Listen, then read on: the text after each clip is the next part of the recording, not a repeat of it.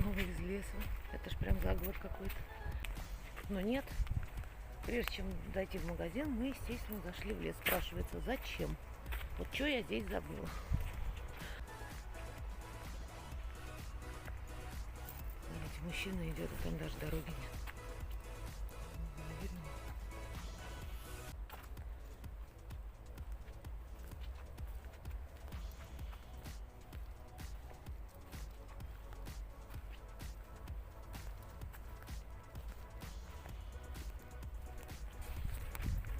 А что это он там делает-то,